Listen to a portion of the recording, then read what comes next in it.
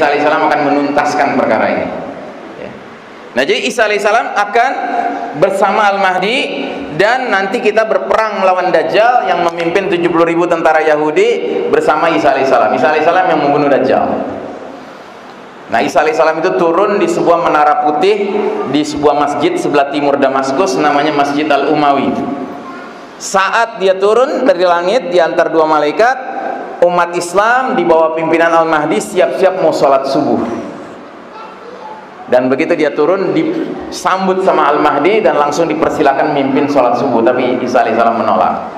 Kata Isa alaihissalam, demi Allah, inilah kelebihan umat Muhammad dari umat lainnya. Sebagian kalian sudah ditetapkan jadi pemimpin bagi sebagian lainnya. Maka Isa alaihissalam mendorong Al-Mahdi mimpin sholat subuh. Isa alaihissalam makmum di belakang Al-Mahdi, sekaligus sebagai pengumuman bahwa dia turun dari langit di akhir zaman tidak membawa ajaran selain Islam. Dia menjadi pengikut Nabi Muhammad SAW. Dari sekarang berdoa, semoga Allah bimbing kita menjadi jundullah, menjadi tentara Allah, supaya kita nanti kalau Al-Mahdi datang dimudahkan untuk bisa bergabung dengan barisannya, Pak. Sebab sejujurnya ketika nanti Al-Mahdi muncul, media massa yang dikuasai barat kafir ini akan menyatakan bahwa dia adalah teroris number one after Usama bin Laden, gitu. Tapi bagi orang-orang beriman yang faham hadis-hadis, justru dialah pemimpin kita yang kita harus berbaiat dengannya, bergabung dengan barisannya.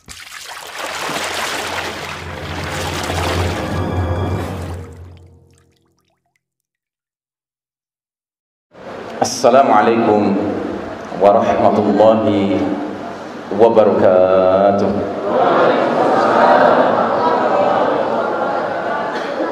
Alhamdulillah rabbil alamin,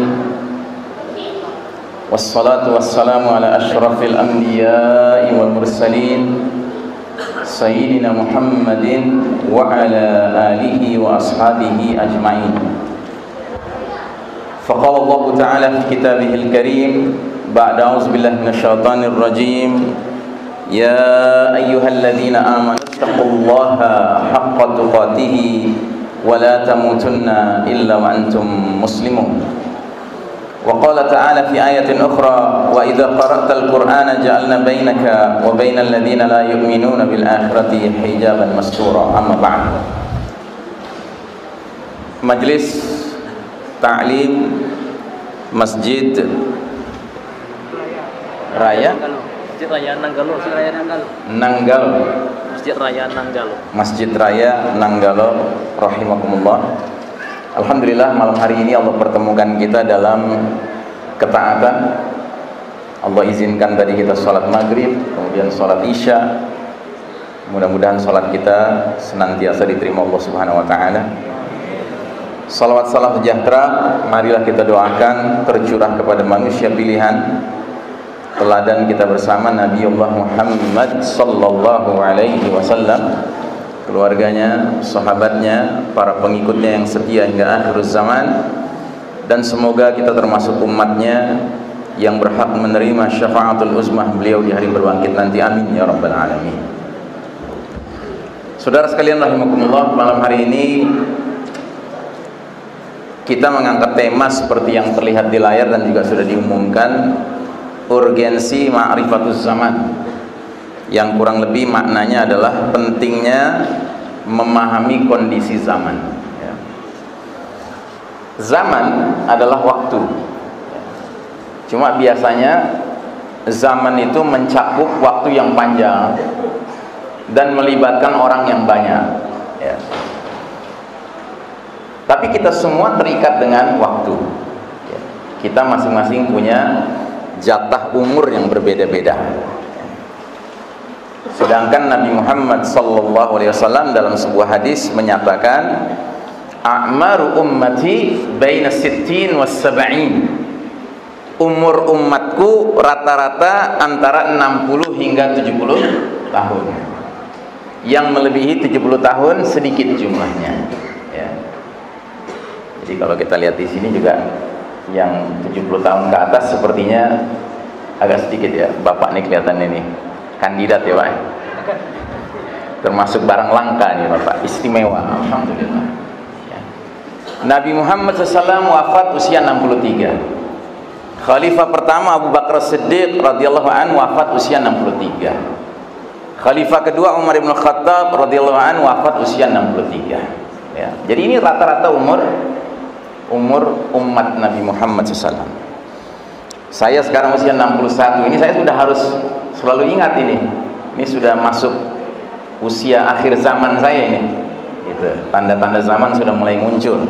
Sering lupa, ya. Gampang kram kaki, ya. Makanya minta dicarikan terapis, ya, tukang pijat.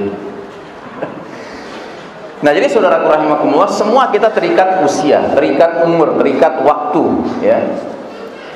Nah, kemudian ada hal lain tentang masalah waktu ini yang harus kita pahami. Bahwa kita di dunia ini menghadapi waktu dengan situasi dan kondisi yang senantiasa berubah, Pak. Nggak ada ceritanya orang di dunia ini kondisinya tetap terus begitu, nggak ada, Pak. Itu di akhirat nanti, ya. Di akhirat orang itu senang terus, Pak. Khalidina fiha abada, senang selama-lamanya. Mudah-mudahan kita masuk golongan itu. Dan pengertian senang di akhirat berbeda dengan senang di dunia. Di dunia ini kalau kita senang sesuatu, ada faktor yang masuk namanya bosan, Pak. Tapi kalau di jannah tidak ada cerita bosan, Pak. Jadi misalnya, mana Pak Rusli, mana Pak Rusli? Pak Rusli. Pak Rusli doyan duren, ya? Sedikit. Oh, ini Abu Soleh nih doyan duren nih.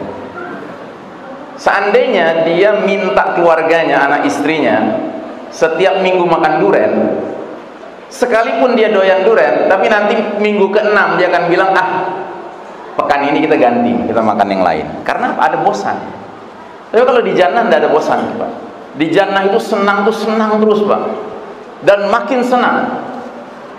Salah satu hadis menjelaskan di jannah nanti para bapak berhak ketemu Allah seminggu sekali, hari Jumat.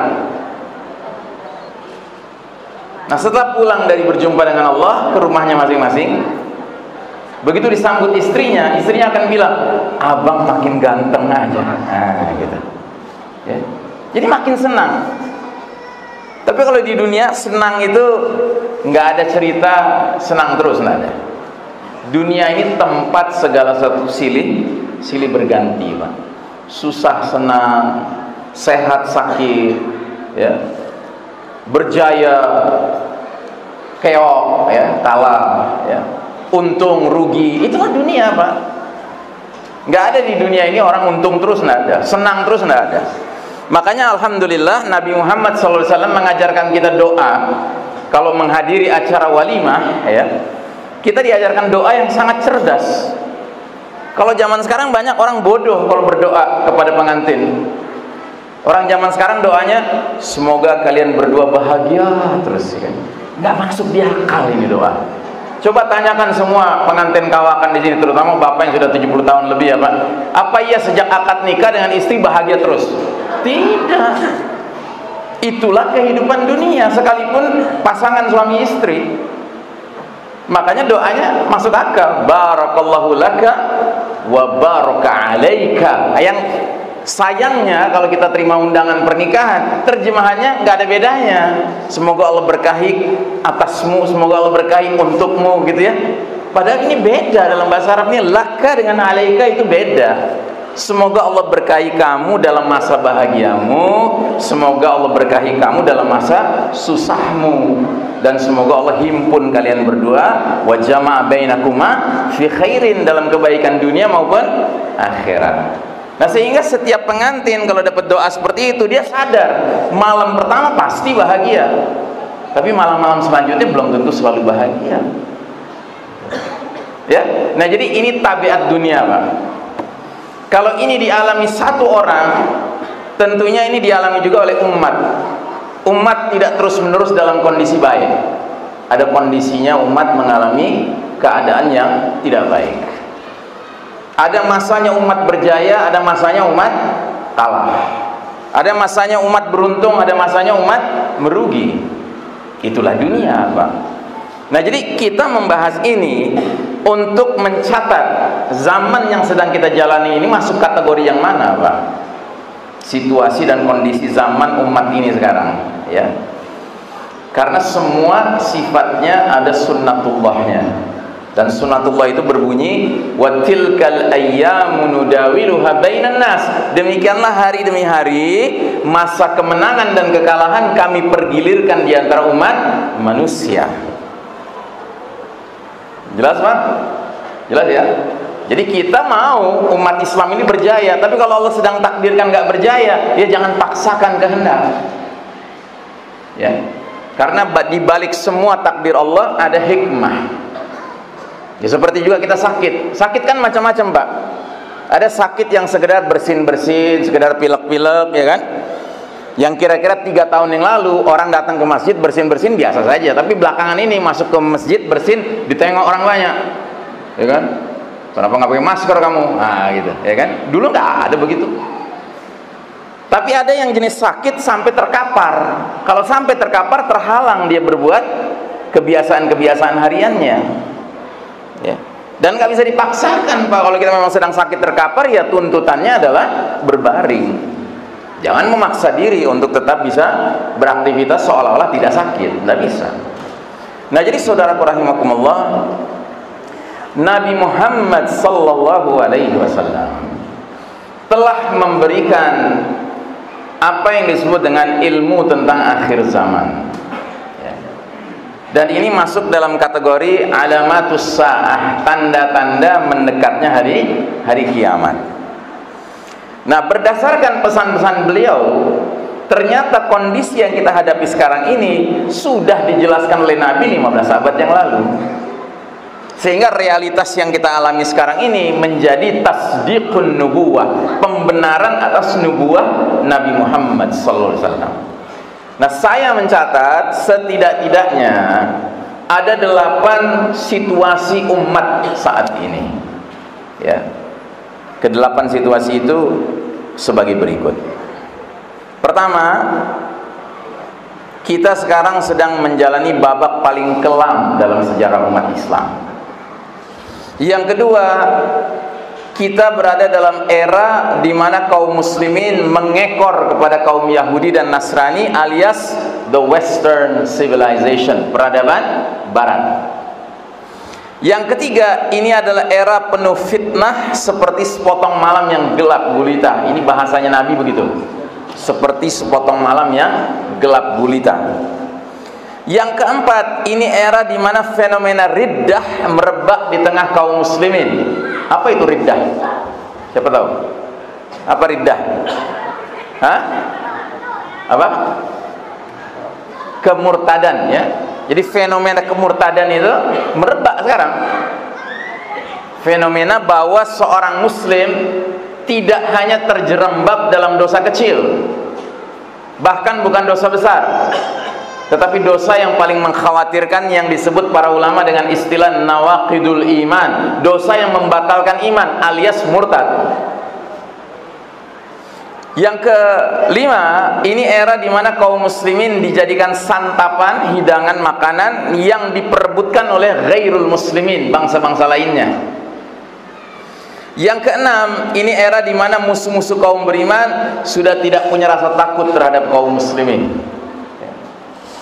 Yang ketujuh, ini era di mana kaum muslimin terjangkiti penyakit yang sangat mengerikan, jauh lebih mengerikan daripada penyakit HIV/AIDS, daripada hepatitis, demam berdarah, ya, kemudian apalagi tifus, ya, apalagi sekedar COVID.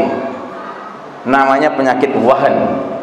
Apa ini penyakit wahan? Nanti kita bahas, ya, insyaallah taala.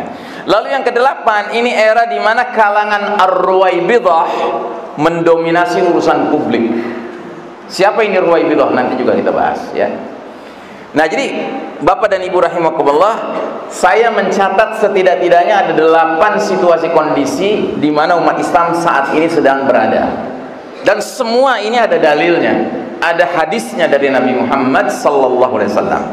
Nah, namun saya ingin menyampaikan disclaimer, ya, maaf ini disclaimer, bahwasanya saya dalam menyampaikan ini, semangat saya adalah semangat pemahaman, bukan semangat menyelesaikan tugas. Kalau semangatnya menyelesaikan tugas, ini sampai pagi kita bicara. Kita sepakat kan, orientasi kita pemahaman kan? Kalau orientasi kita pemahaman, mohon maaf, mungkin nggak sampai 88-nya selesai. Ya, sepakat? Sepakat ya? Tak apalah ya, ya, nggak sampai selesai. Baik, kita mulai dengan yang pertama. Babak paling kelam dalam sejarah umat Islam. Umat Islam sedang menjalani babak paling kelam di dalam perjalanan sejarahnya. We are living in the darkest chapter of the Islamic history, kata orang Barat. Inilah babak di mana Allah Ta'ala menguji umat Islam dengan kekalahan, sedangkan kaum kafir Yahudi Nasrani diizinkan Allah memimpin dunia. Ya. Sepakat Pak? Sepakat tidak? Atau mungkin ada yang mau bilang, wah Ustadz Ihsan terlalu pesimis, umat Islam lagi berjaya sekarang, bahkan Yahudi Nasrani yang ikut sama kita. Ada yang punya pendapat begitu? Ibu-ibu, ada yang pendapatnya begitu? Nggak ada ya? Sepakat kita ya, kita lagi kalah Yahudi Nasrani yang sedang mimpin dunia. Karena kalau nggak sepakat, saya akan anjurkan yang nggak sepakat itu pergi ke belakang wudu. Jangan-jangan tadi sholat isya nggak pakai wudu, ya kan? Sehingga dia nggak bisa membedakan mana hitam, mana putih, mana perempuan, mana laki. Jangan-jangan dia laki-laki sholatnya di belakang pula, gitu. Ya. Saya kira semua orang sepakat, Pak. Hari ini kita sedang kalah. Sedangkan Yahudi Nasrani Allah izinkan mimpin dunia. Dan ingat, ada kata diizinkan Allah. Kita orang Indonesia tidak berbahasa ibu bahasa Arab, sehingga seringkali kita campur adukan istilah izin Allah dengan ridha Allah. Padahal ini dua perkara berbeda, Pak. Izin Allah itu artinya Allah takdirkan terjadi, tapi tidak semua yang Allah takdirkan terjadi pasti Allah ridhai. Tidak. Contoh, saya dengan Abu Soleh sudah bikin rencana untuk pergi tur dakwah ke Sumatera Barat. Alhamdulillah Allah izinkan. Ya. Apakah Allah ridhai? Nanti dulu. Tergantung apa? Tergantung narasumber. Kalau narasumber bicaranya lurus sesuai Quran Sunnah, insya Allah diridhai. Begitu juga tergantung yang hadir. Kalau yang hadir datang ingin menuntut ilmu semata-mata lillahi ta'ala, mudah-mudahan diridhai. Tapi bisa jadi kan yang hadir ada yang datang dengan tugas, tolong catat ini ustadznya radikal atau tidak, misalnya begitu. Ya misalnya ya. Kira-kira diridhai tidak? Diridhai Pak, asalkan bosnya orang soleh. Sehingga ketika dia lapor dia bilang, ekstrim itu radikal ustadznya, ngomong khilafah, ngomong ini, ngomong itu. Tapi bosnya bilang, ya benar itu yang harus dibicarakan. Nah itu bagus. Nah jadi saudaraku rahimakumullah, izin Allah dengan ridha Allah tidak sama. Allah hari ini mengizinkan Yahudi Nasrani mimpin dunia, Allah ridha tidak? Allah tidak ridha. Karena kepemimpinan kafir, kepemimpinan orang Yahudi Nasrani tidak berdasarkan ketentuan dan arahan serta petunjuk Allah Subhanahu wa taala. Nah, jadi saudaraku rahimakumullah, banyak hal yang Allah izinkan terjadi di dunia ini tapi Allah tidak ridhai. Contohnya pencurian yang sekarang biasa dikenal dengan istilah korupsi ya. Tidak ada satu bentuk korupsi pun yang terjadi, baik kelas teri maupun kelas kakap, baik kelas sekedar puluhan juta rupiah sampai yang triliunan, kecuali bisa terjadi karena Allah izinkan dia terjadi. Tapi adakah korupsi yang Allah ridhai? Tidak ada. Tidak ada pencurian yang Allah ridhai. Karenanya bahasa Al-Quran tentang pencuri, baik laki maupun perempuan, sangat tegas. As-sariqu was-sariqatu faqta'u aydiyahuma. Pencuri laki-laki maupun pencuri perempuan, potong tangannya. Itu kan tanda kemurkaan Allah. Cuma sayang di negeri ini belum ada prakteknya. Coba ada prakteknya.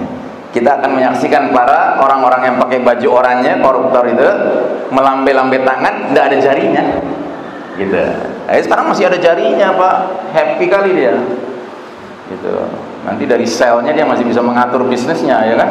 Bisnis narkobanya, bisnis ininya, bisnis itunya.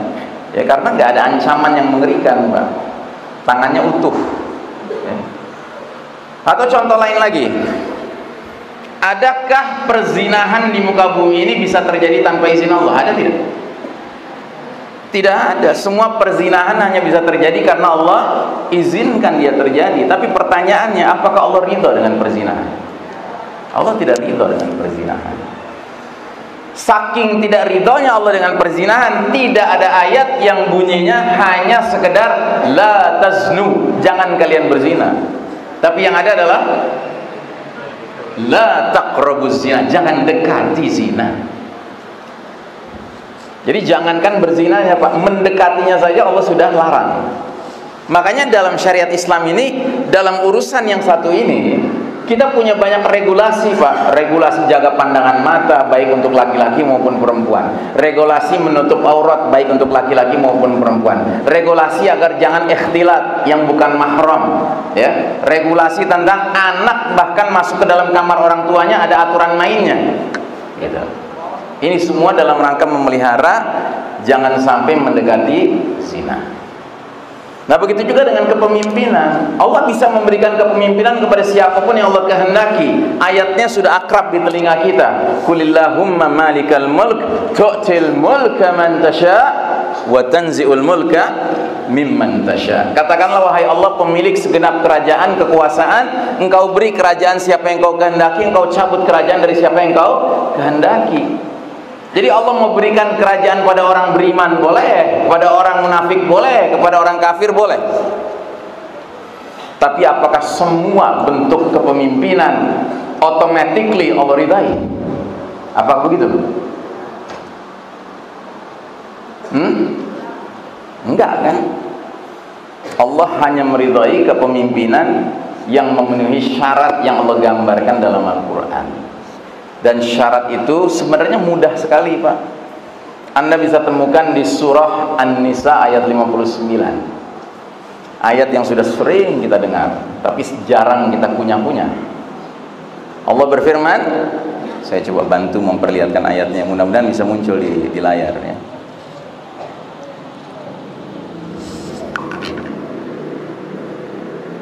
Muncul nggak daftar ayat-ayat? Nggak muncul? Oh muncul? Muncul ya, surat An-Nisa ayat 59. Nah ini kelihatan ya, ada muncul. Allah berfirman, ya ayyuhalladzina amanu atiullaha wa atiur rasula wa ulil amri minkum. Hai orang-orang beriman, taatilah Allah dan taati Rasulnya dan ulil amri di antara kalian. Ada ulama namanya Syekh Ali As-Sabuni rahimahullah, ulama dari Suriah. Beliau menulis kitab tafsir judulnya Safwatut Tafasir. Ketika membahas ayat ini, dia menggarisbawahi kenapa di depan Allah ada atiu taatilah, di depan Rasul ada atiu taatilah, tapi di depan ulil amri minkum enggak ada atiu, enggak ada taatilah. Ya kan? Coba perhatikan.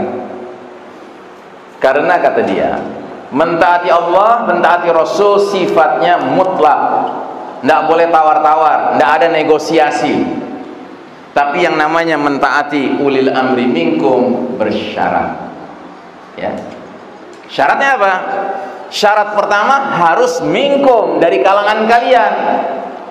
Kalangan kalian kemana larinya? Ke awal ayat, hai orang-orang beriman.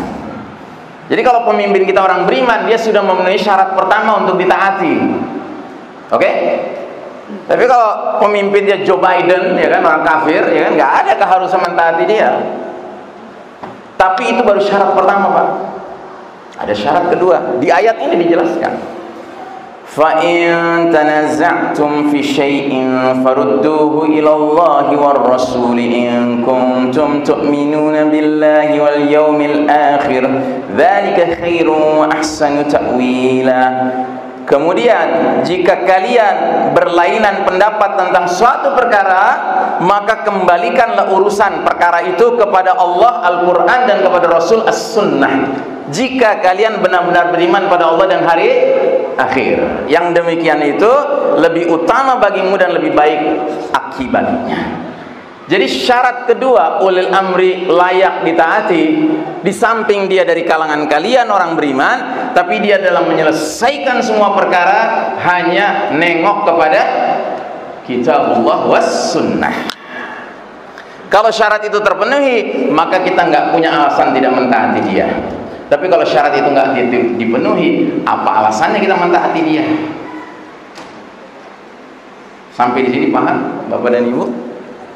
Loh Ustaz, kondisi kita gimana sekarang? Ya jawab sendiri-sendiri, pikirkan masing-masing. Kan kita dikasih akal sama Allah. Ya. Kalau berdakwah itu, saya punya kewajiban mendidik Anda menggunakan kail, bukan bagi-bagi ikan. Ya kan, kalau bagi-bagi ikan, Anda nggak belajar. Ya kan, tugas saya membagi kail. Gitu. Sisanya Anda harus mancing sendiri-sendiri, ya kan? Ada yang begitu mancing cuma dapat ikan kecil, ada yang mancing ikannya gede langsung gitu. Berarti pemahamannya masya Allah. Gitu. Ya. Jadi yang ngerti, alhamdulillah. Yang belum ngerti nggak apa-apa. Ya, semua perlu proses. Ya. Baik. Nah, jadi saudaraku rahimakumullah, kita lanjutkan.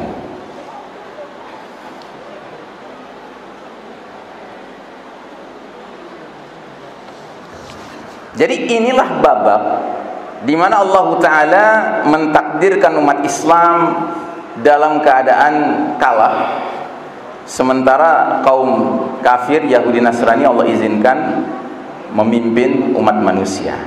Ya, ini hak Allah. Jadwalnya seperti demikian Pak sekarang ini. Ya. Nah, apa dalilnya bahwa kita mengalami hal ini? Dalilnya hadis berikut ini. Namanya hadis periodisasi atau hadis ringkasan sejarah umat Islam. Masya Allah, ini hadis luar biasa Pak. Kalau Anda mendalami ilmu akhir zaman, ibaratnya ini hadis ini wajib dihafalkan Pak. Ya. Karena hadis ini menyingkap banyak perkara. Hadis ini meringkas perjalanan umat Islam dari awal beliau Nabi Muhammad SAW diutus sampai berakhirnya umur umat Islam menjelang kiamat terjadi. Dan ternyata kesimpulannya umat Islam dari awal sampai akhir mengalami 5 periode, 5 babak, 5 fase Pak. Dan setiap periode diberi nama sama Nabi sesuai dengan karakter sistem kepemimpinannya. Nah, ternyata periode demi periode sudah dilalui dan kita sekarang berada di periode ke berapa? Keempat. Ya. Nah, ini kan aslinya begini Pak. Kita lihat terjemahnya sekarang. Jadi kata Nabi SAW, kalian akan mengalami periode babak pertama namanya babak an-nubuwah, kenabian. Selama masa yang Allah kehendaki, kemudian ketika Allah berkehendak, babak pertama itu pun berlalu. Nah, babak kenabian berarti yang memimpin siapa? Siapa yang memimpin? Nabi Muhammad sallallahu alaihi wasallam. Sebaik-baiknya pemimpin di tengah umat ini, uswatun hasanah kita, suri tauladan kita. Yang berarti babak pertama itu periode kepemimpinan terbaik sepanjang sejarah umat Islam. Tidak ada tandingannya, karena langsung Nabi yang memimpin umat ini. Tapi periode pertama ini tidak berlangsung lama. Periode pertama ini hanya berlangsung total 23 tahun saja Pak. Ingat Nabi diangkat jadi Nabi usia berapa? 40. Wafat usia 63. Jadi 23 tahun saja kan beliau memimpin. Dengan catatan beliau memimpin 13 tahun di Mekah sebelum hijrah dan 10 tahun di Madinah setelah hijrah. Dengan catatan di Mekah Nabi dan para sahabat kondisinya lemah, sedangkan di Madinah Nabi dan para sahabat kondisinya dari waktu ke waktu makin kuat. Sehingga Masya Allah dalam tempo 10 tahun memimpin dari Madinah, cahaya Islam, cahaya Quran dari Madinah memancar ke seluruh jazirah Arab dalam tempo 10 tahun, sehingga terjadilah perubahan fundamental. Masyarakat jazirah Arab, semenanjung Arab, tadinya tenggelam dalam zulumatil jahiliyah, kegelapan nilai-nilai jahiliyah, menjadi hidup di bawah naungan nurul Islam, nurul Quran. Masya Allah Ta'ala, tidak ada tandingannya itu. Ya. Nah, tapi 13 tahun awal Nabi dan para sahabat teraniaya, terzolimi. Mirip seperti kita sekarang, Pak. Ya. Jadi kalau Anda merasa kita sekarang terzolimi, banyak belajarlah dari perjuangan Nabi dan para sahabat di Mekah. Kondisi kita ini mirip seperti kondisi waktu Nabi dan para sahabat di Mekah. Nabi dan para sahabat di Mekah nggak ada yang memimpin. Yang memimpin kaum musyrikin. Dan kaum musyrikin itu sangat benci dengan tauhid. Setiap mendengar ada seseorang ikut dakwah Nabi Muhammad, beralih dari syirik ke tauhid, dizolimi, dipersekusi, ya, dimarginalisasi, persis kayak kita sekarang, dikriminalisasi kayak kita sekarang, ya. Jadi kalau Anda mengatakan, wah, enak dulu zaman Nabi, ya enak zaman kapan? Di Madinah. Tapi kalau di Mekah, Nabi dan para sahabat pun mengalami kondisi yang berat, Pak. Dan jangan salah, ada di antara sahabat yang teraniaya, itu datang ke Nabi. Nabi sedang bersandar di salah satu dinding Ka'bah. Dia bilang, ya Rasulullah, sahabat-sahabat engkau setiap hari ada yang dizolimi. Dia nggak bilang dirinya, padahal dirinya terzolimi juga. Namanya Khobab ibn al-Arad radhiyallahu anhu. Beliau dianiaya sama majikannya, disuruh membakar batu bara, kumpulan batu bara dibakar, dipanaskan, lalu dia suruh buka bajunya, suruh tiduran, Pak, di atasnya. Tapi dia bilangnya, sahabat-sahabat engkau, ya, apa enggak tiba masanya engkau mendoakan mereka, ya Rasulullah? Nabi yang sedang duduk bersandar tadi tiba-tiba duduk tegak dan tatapan matanya tajam mengarah kepada Khobab. Dia bilang, wahai Khobab, belumkah datang kepada engkau berita tentang orang-orang beriman terdahulu?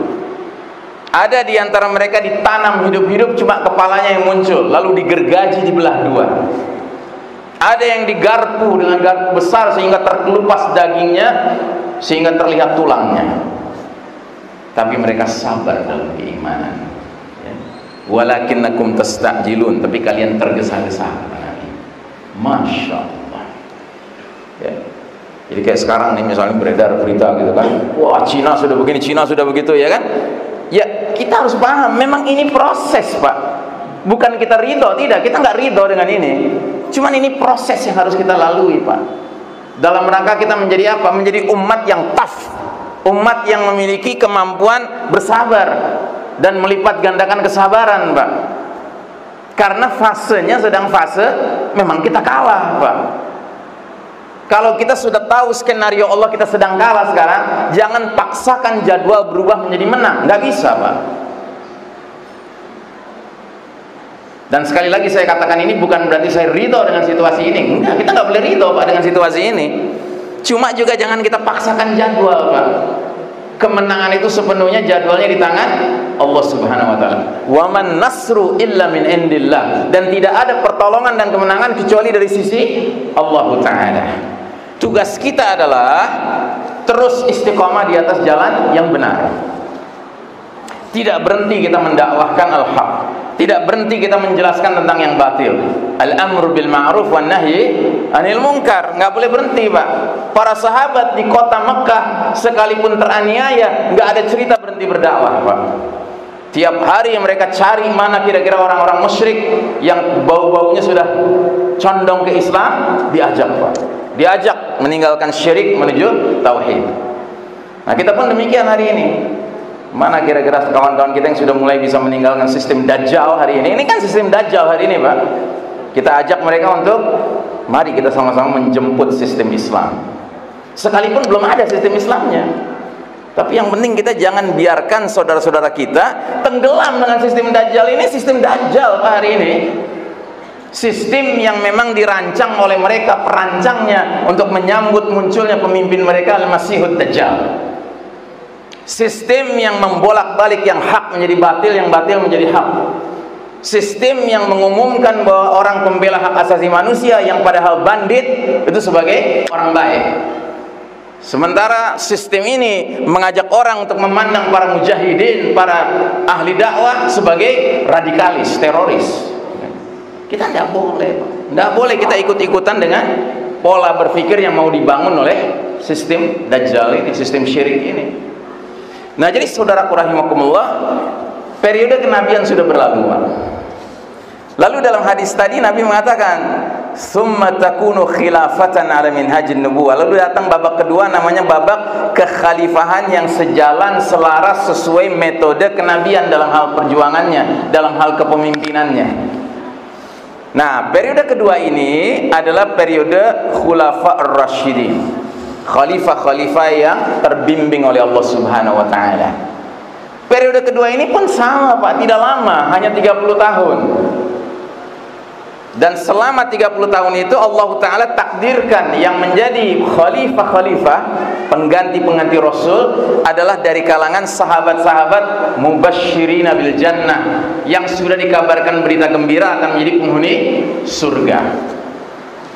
Pertama, Abu Bakar Siddiq memimpin 2 tahun saja. Kedua, Umar bin Khattab memimpin 10 tahun. Ketiga, Utsman bin Affan memimpin 12 tahun. Keempat, Ali bin Abi Thalib memimpin 6 tahun. Lalu yang kelima, Hasan bin Ali memimpin hanya 6 bulan. Lalu dia serahkan kepemimpinan kepada Muawiyah. Nah, jadi periode kedua adalah periode kepemimpinan terbaik sesudah Nabi Muhammad SAW. Dan ini periode di mana yang memimpin bukan Nabi, manusia biasa, sahabat, tapi cara memimpinnya seperti cara kenabian, ya. Karena mereka disebut khulafa ar-rasyidin, khalifah-khalifah yang dibimbing oleh Allah Subhanahu wa taala. Karena mereka tamassuk bis sunnatin Nabi sallallahu alaihi wasallam, berpegang teguh pada sunnah Nabi. Makanya ada hadis berbunyi, "Alaikum bis sunnati was sunnatil khulafa ar-rasyidin min ba'di." Addu bin nawajid, gigitlah sunnahku dan sunnah mereka dengan gigi geraham kalian. Jadi kalau mau bicara ideal kepemimpinan, Pak, atau mencontoh Nabi, atau mencontoh Abu Bakar, Umar, Utsman, Ali, dan Hasan. Tapi sesudah itu, Pak, itu bagian dari sejarah Islam, tapi maaf, bukan yang ideal, ya. Jadi zaman Umayyah, zaman Abbasiyah, zaman Kesultanan Utsmani Turki, itu Islam, tetapi maaf, itu bukan yang ideal. Nah, maka kita masuk ke yang ketiga. Yang ketiga itu era mulkan adon, era raja-raja yang menggigit. Selama masa yang Allah kehendaki, kemudian ketika Allah berkehendak, babak ketiga itu pun berlalu. Nah, babak ketiga ini babak yang mana? Kepemimpinan mulkan adon adalah kepemimpinan para khalifah. Mereka masih khalifah, Pak. Gelarnya tetap khalifah. Kalau gelar pemimpin tertinggi khalifah, berarti sistem bernegaranya namanya apa, Pak? Hah? Khilafah, ya kan? Seperti kalau pemimpin tertinggi julukannya presiden, maka sistem negaranya namanya republik, gitu. Kalau pemimpin tertinggi raja, berarti sistemnya kerajaan, kan begitu. Nah, jadi ini mereka masih khalifah, Pak. Berarti sistemnya khilafah. Dan ciri khas khilafah itu apa? Sumber nilai, norma, dan hukum masih kitabullah dan sunnah. Tapi kenapa Nabi tidak mengatakan mereka adalah raja-raja yang mengikuti sunnah Nabi? Karena memang tidak mengikuti sunnah Nabi dalam hal-hal tertentu. Dalam hal apa? Dalam hal suksesi pergantian khalifah ke khalifah berikutnya, tidak meniru cara kenabian.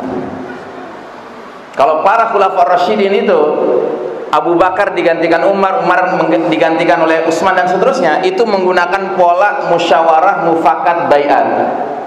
Tapi kalau di era raja-raja menggigit, setiap khalifah menjadi khalifah, dia sudah siapkan calon gantinya, dan itu hubungannya hubungan darah, yang dikenal dengan sistem apa itu?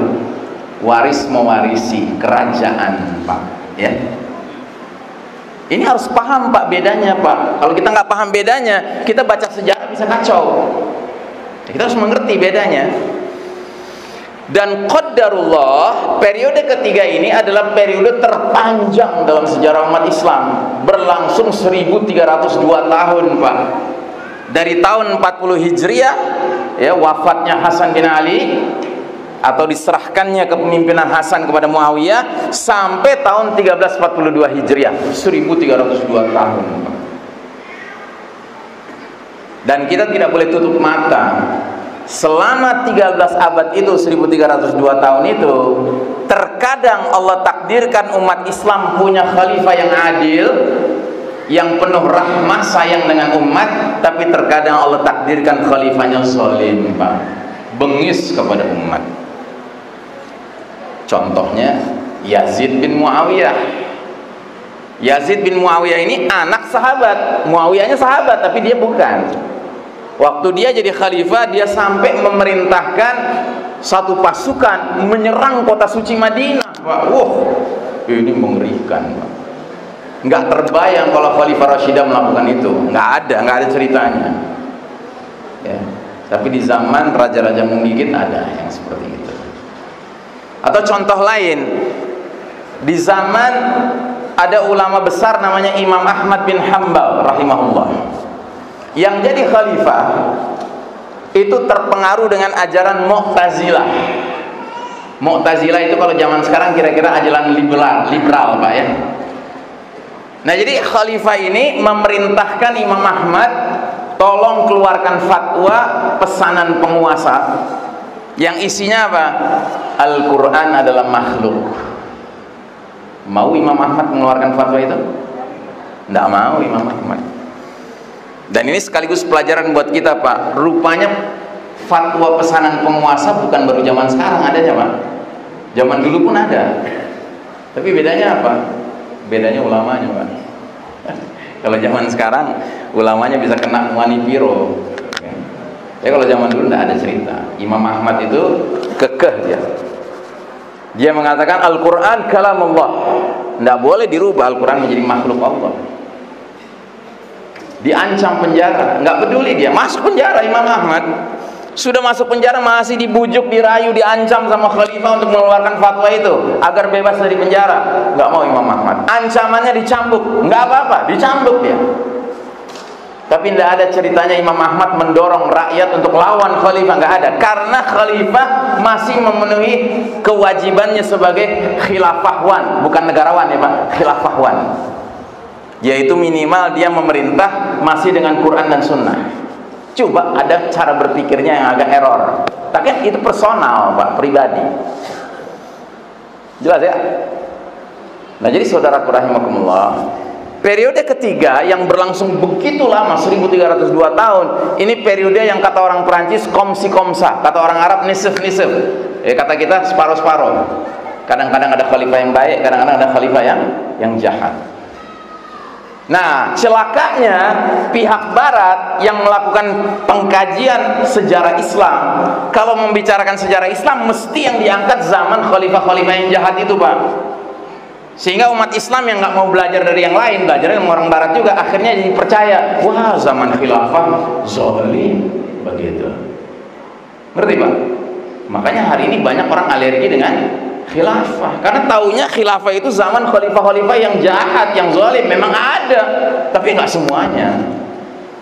Dan yang paling penting adalah bagi kita yang ideal bukan zaman ini, zaman Khulafaur Rasyidin, zaman Nabi Muhammad SAW. Itulah yang harusnya diangkat.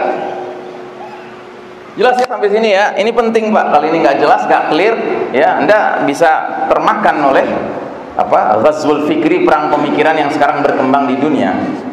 Nah, jadi saudaraku rahimakumullah, periode raja-raja menggigit ini periode yang secara umum Islam masih tegak, umat masih punya satu kesatuan barisan. Tetapi sayang, kadangkala ada khalifah-khalifah zalim yang mencoreng perjalanan sejarah itu, ya. Tapi sudah berlalu, Pak. Lalu kata Nabi, datanglah periode keempat. Periode keempat namanya periode mulkan jabariyatan, para penguasa yang memaksakan kehendak mereka selama masa yang Allah kehendaki. Kemudian ketika Allah berkehendak, babak keempat itu pun berlalu. Nah, pertanyaannya, apakah babak keempat sudah berlalu? Belum, ya. Justru kita sekarang berada di babak keempat ini, Pak, ya. Jadi periode kepemimpinan mulkan jabariyatan, para penguasa yang memaksakan kehendak mereka seraya mengabaikan kehendak Allah dan Rasulnya, adalah era gelap kepemimpinan kaum kuffar hari ini. Sejak kapan? Sejak tahun 1342 Hijriah. Sejak runtuhnya Kesultanan Utsmani Turki. Sejak saat itu umat Islam kehilangan rumah permanennya, rumah yang terbuat dari batu bata. Terpaksa umat Islam menjadi gelandangan, bikin bedeng-bedeng, Pak.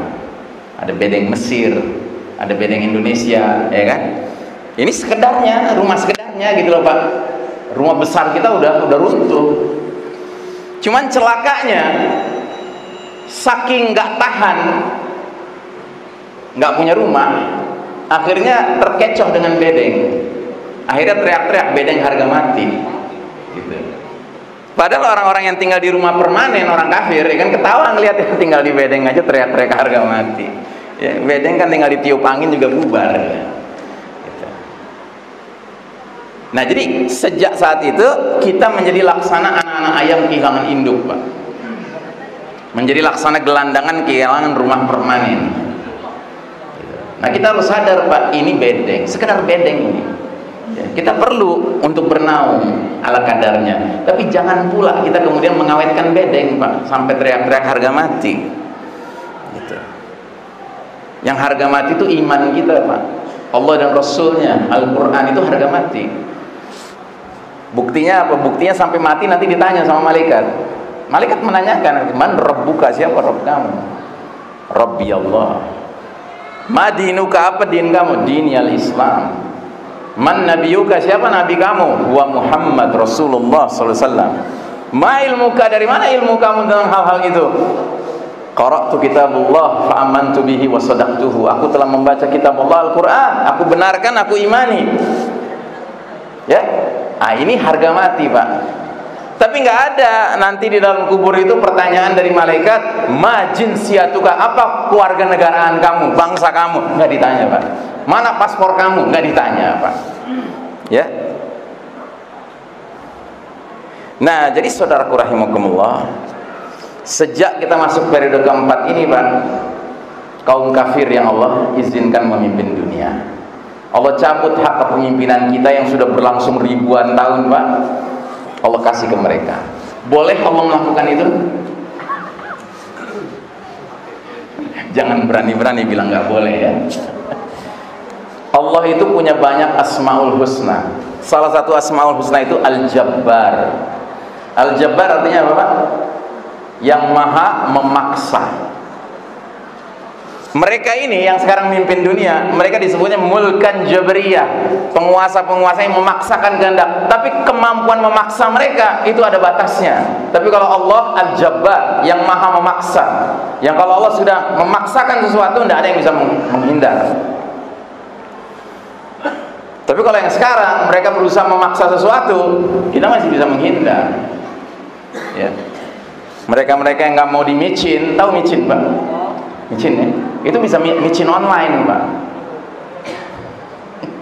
Nggak ngerti, ya. Yang ngerti, yang nggak ngerti nggak apa-apa. Ya kan, nanti pelan-pelan ngerti juga. Gitu. Jadi mereka paksakan, tetapi masih bisa kita melihat bahwa ini paksaan manusia yang kadang bisa berhasil, kadang sering gagal. Tapi kalau Allah sudah memaksakan sesuatu, tidak ada yang bisa menghalangi. Jadi Allah memaksakan pada tahun 1342 Hijriah, Allah nyatakan enough is enough, cukup umat Islam mimpin, sekarang aku berikan tongkat kepemimpinan umat manusia pada pihak Barat, Eropa, Amerika, Yahudi, Nasrani. Allah ingin melihat bagaimana sikap kita menghadapi ini. Ya. Sampai kapan? Sampai Allah takdirkan periode keempat ini berakhir, Pak. Dan Nabi sudah memberikan kita kabar gembira dalam hadis tadi. Periode keempat berlangsung selama masa yang Allah kehendaki. Kemudian ketika Allah berkehendak, periode keempat ini akan berlalu, maka datanglah periode kelima. Dan ini periode terakhir. Periode kelima adalah khilafatun ala minhajin nubuwah, tegak kembali, kekhalifahan yang mengikuti cara-cara kenabian, tegak kembali. Tsumma sakata, lalu Nabi diam. Para ahli hadis mengatakan lalu Nabi diam, isyarat sampai disitulah umur umat Islam berakhir, nggak lama setelah itu kiamat. Berarti ujung perjalanan kita husnul apa su'ul khatimah? Nggak kedengeran. Su'ul, husnul, yakin. Jadi kalau berakhir nanti dengan tegaknya khilafah, husnul khatimah itu. Katanya khilafah nggak boleh. Kok Anda berani bilang husnul?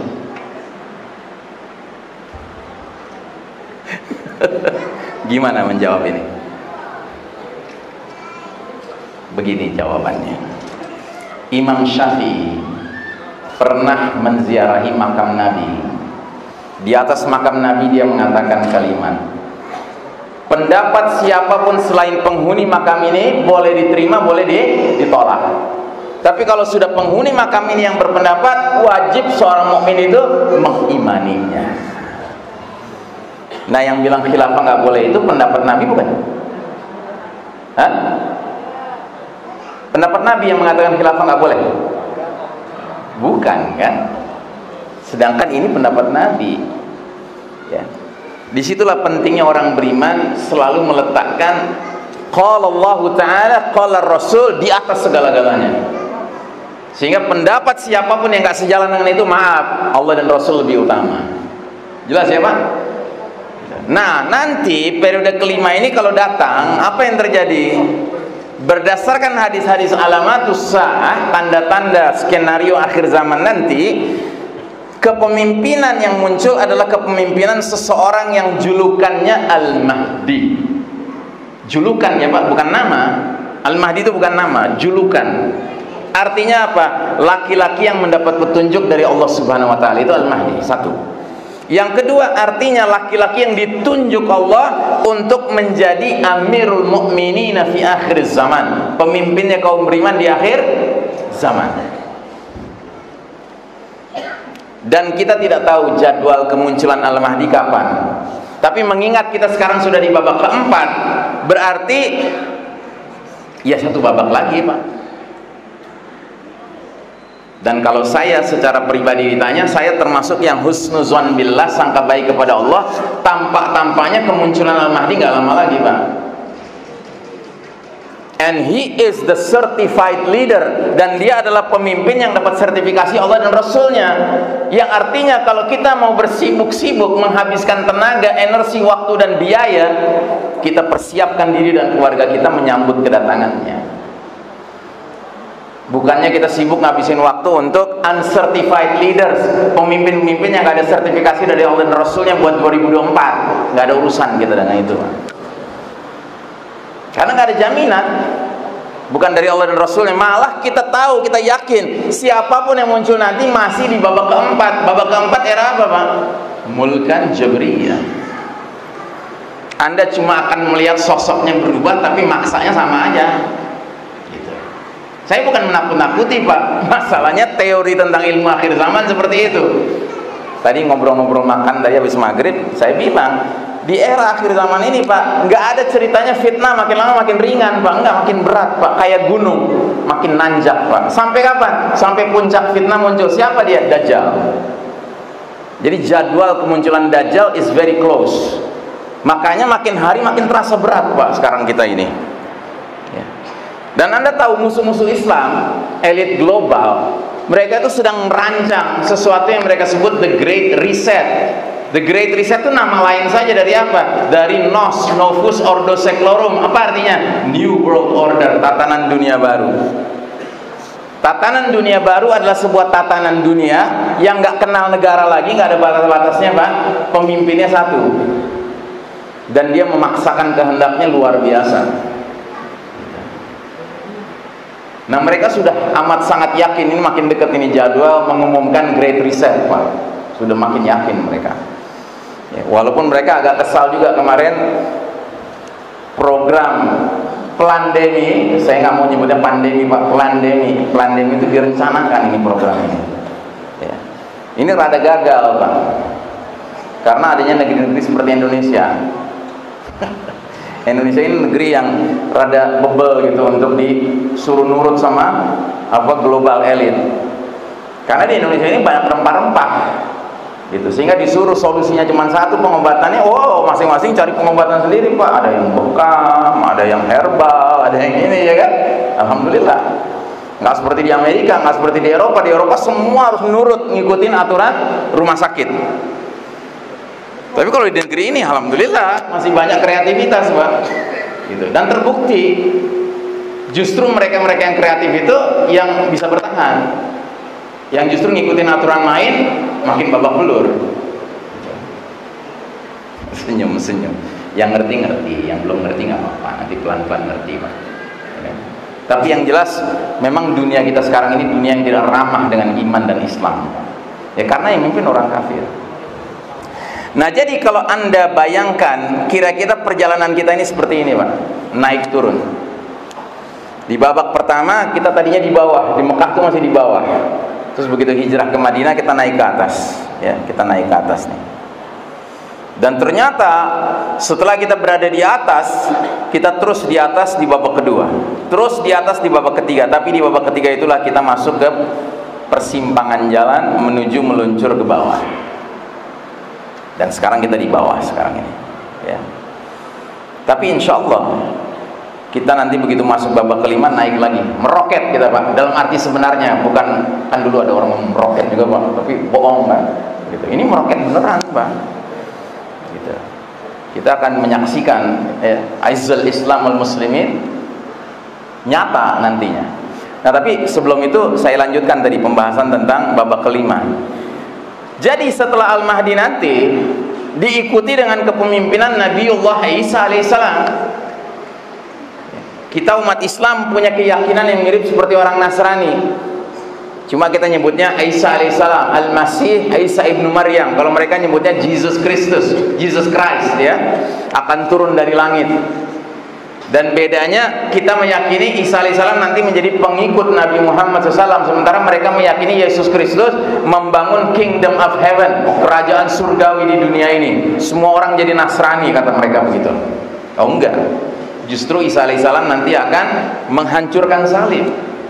Isa alaihissalam akan membunuh babi, karena ini jadi fitnah-fitnah bagi orang-orang Nasrani. Orang Nasrani menyangka simbol salib itu simbol Trinitas, padahal Trinitas ini syirik. Dalam Bible mereka dilarang makan babi, mereka malah makan babi. Maka Isa alaihissalam akan menuntaskan perkara ini. Nah, jadi Isa alaihissalam akan bersama Al-Mahdi, dan nanti kita berperang melawan Dajjal yang memimpin 70.000 tentara Yahudi bersama Isa alaihissalam. Isa alaihissalam yang membunuh Dajjal. Nah, Isa alaihissalam itu turun di sebuah menara putih di sebuah masjid sebelah timur Damaskus, namanya Masjid Al-Umawi. Saat dia turun dari langit diantar dua malaikat, umat Islam di bawah pimpinan Al-Mahdi siap-siap mau sholat subuh.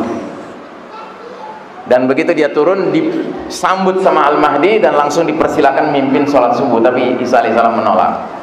Kata Isa alaihissalam, demi Allah, inilah kelebihan umat Muhammad dari umat lainnya.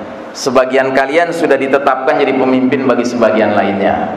Maka Isa alaihissalam mendorong Al-Mahdi mimpin sholat subuh. Isa alaihissalam makmum di belakang Al-Mahdi, sekaligus sebagai pengumuman bahwa dia turun dari langit di akhir zaman tidak membawa ajaran selain Islam. Dia menjadi pengikut Nabi Muhammad SAW, apalagi membawa ajaran Nasrani yang sudah jauh menyimpang. Dan begitu selesai sholat, Isa alaihissalam perintahkan Al-Mahdi buka pintu gerbang masjid. Begitu dibuka, ternyata Dajjal sudah ada di luar mengepung kaum muslimin dengan 70.000 tentara Yahudi.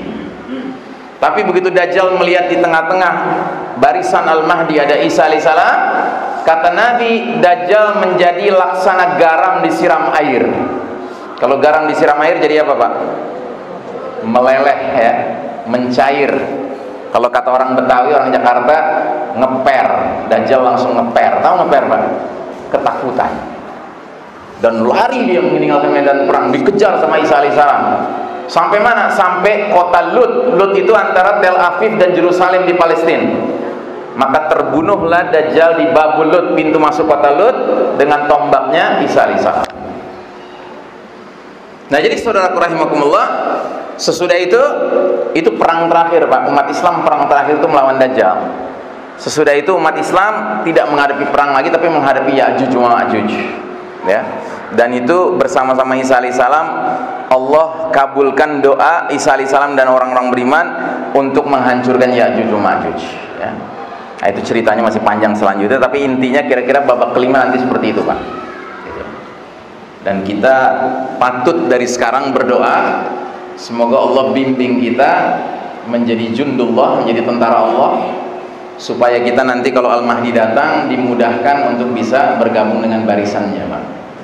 Sebab sejujurnya ketika nanti Al-Mahdi muncul, media massa yang dikuasai barat kafir ini akan menyatakan bahwa dia adalah teroris number one after Usama bin Laden, gitu. Tapi bagi orang-orang beriman yang faham hadis-hadis, justru dialah pemimpin kita yang kita harus berbaiat dengannya, bergabung dengan barisannya. Siap? Ya siap nggak siap ya Pak? Siap nggak siap ya?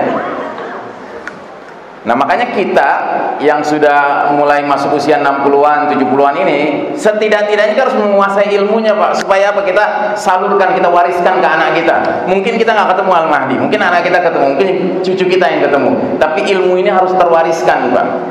Kalau tidak, ya kita akan masuk dalam jebakan Sambo dan kawan-kawannya. Penuh rekayasa ya.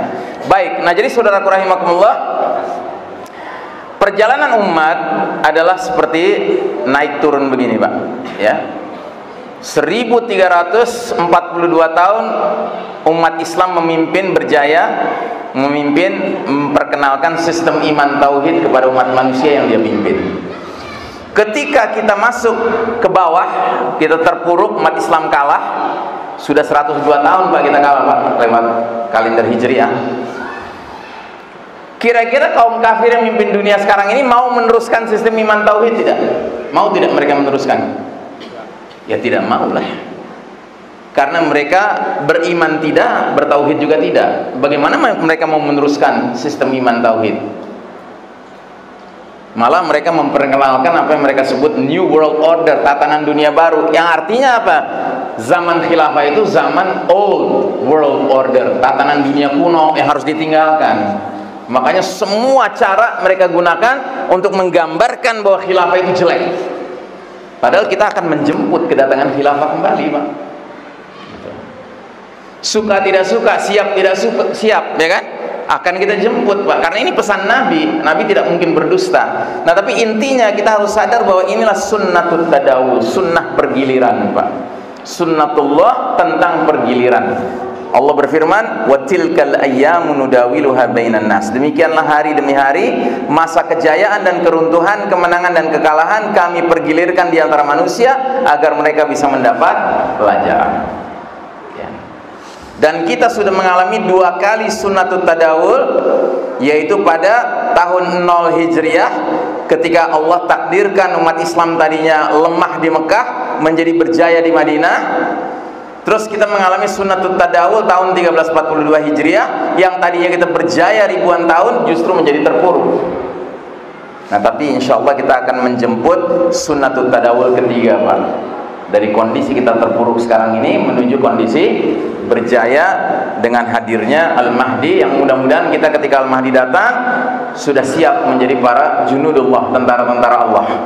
Yang karenanya saya selalu mengatakan, kita orang beriman jangan cuma nunggu kedatangan Al-Mahdi, tapi siapkan diri.